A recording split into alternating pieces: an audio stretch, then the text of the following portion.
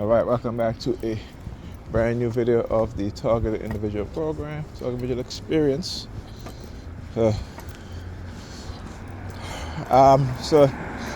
got up about an hour and a half ago, to the New York Predator Department.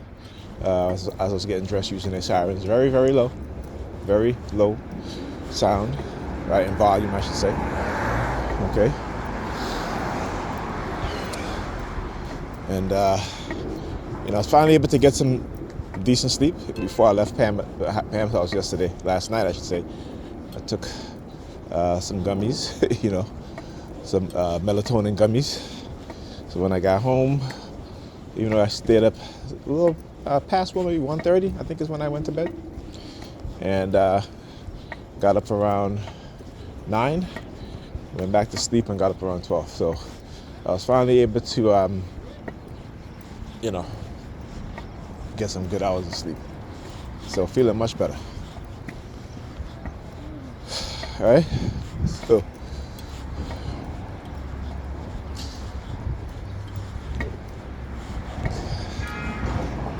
let's see. What do I want to talk about besides my targeting? All right. Certain things that happen. Oh yes. So the color gray is being used a lot. Okay.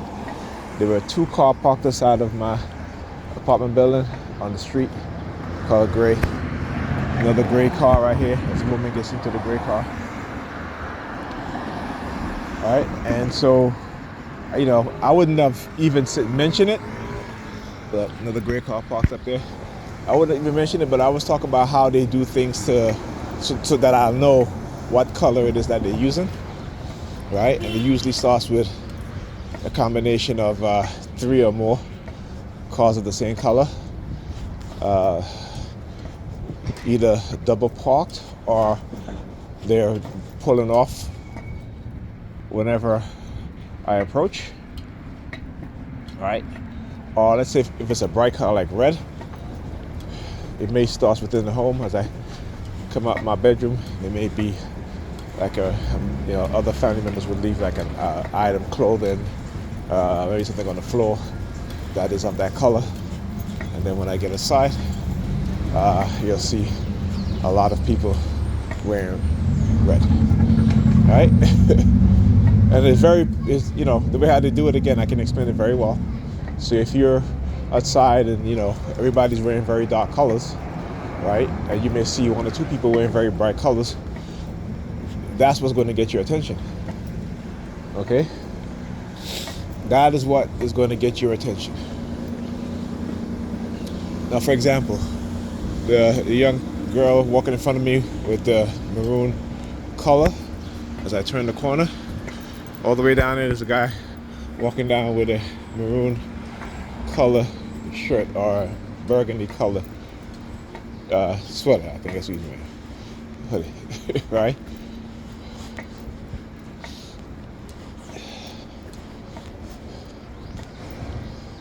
You guys hear the sirens now? Yeah, the explainer in chief have done it again. Explained it very, very well. All right. Now, also, as I'm walking, my eyes are being geared in this direction. Why? Because, there's a lot of red cars parked up, and I'm not really paying attention to it. But the fact that I'm walking, and my head didn't turn now, just my eyes just went to the side, directly to the red car in the parking lot. And again, so I know when I'm on the remote monitoring, when my consciousness is being hijacked, yeah, I can, like I said, I can tell now. And they hate the fact that, because, I study what they do. I study how they co-opt my mind. That's why whenever, let's say, for example, me and Pam get into an argument, there's certain things I don't say. I don't curse. I've never been that person anyway, period. But, sometimes, the urge to call her the B word is there, and that's not something that I would normally do. Or the H word, but that's not something I would normally say to a woman, so I don't say. You know what I'm saying? So when I start to notice a feel of that urge to say certain things or to do certain things, I know that that's not me. Because if it's something that I would normally do, and exactly, here's the thing too.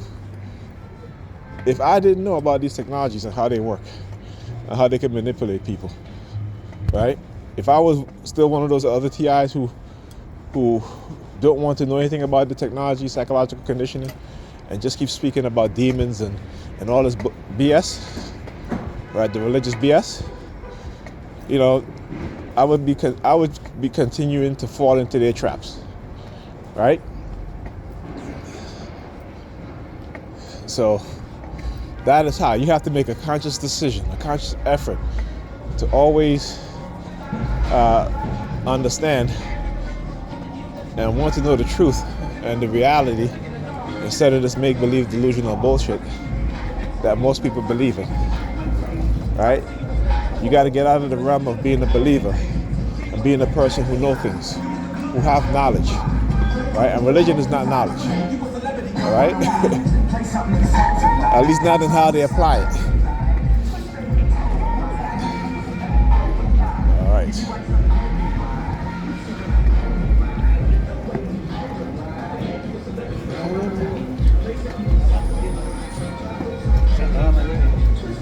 Oh yeah. So the white guy with the hat with the letter C, right? So there's a reason why they do things like that, because again, it's what they put into my mind, the brainwashing that goes on, right? So when I see that, right, I have to not create a word, but I have to say a word in my mind that's not something that will make me feel a certain way or think a certain way negatively. So when I see a word like that, right, particularly when white people are wearing it, I say the word creature in my mind. Right? Why do I say the word creature? If you go and read the book, The African Origin of Christianity by Walter Williams, right? He called, and particularly if you go and read the Nicene Council, go and read that, right? The first council that talked about Jesus being the Son of God, right? There was a black brother there, his name was Arius, right? Even though they'll show you pictures of Arius being a white man, but he's actually a black man, right? He called their creation a creature, okay? Right? So when I see white people wearing hats like that with worship, I call them creatures, because they're the ones that created this creature that majority of my people worship. We've been brainwashed into worshiping as our savior. But no, that's just a creature that they created, right? So, so that's what I do. That's what I do. And they know what they're doing when they wear those hats, because he was staring at me, like really, really staring at me. And I'm like, yeah, I got you. Got you, motherfuckers. Y'all shit don't work no more with me. All right? And, like I said, I could play that game with them too.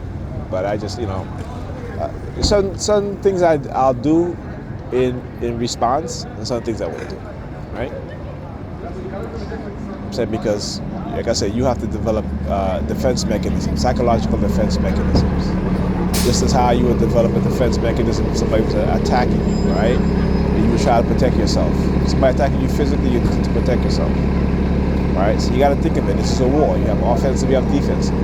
You have to know how to be on the offense and be on the defense. And if you're just one individual, in which they have thousands of people conditioned to manipulate you, conditioned to attack you, whether it be psychologically or whether it be physically, you have to defend yourself. This means you have to know the law, you have to know about psychological conditioning, you have to know about the technology being used, right?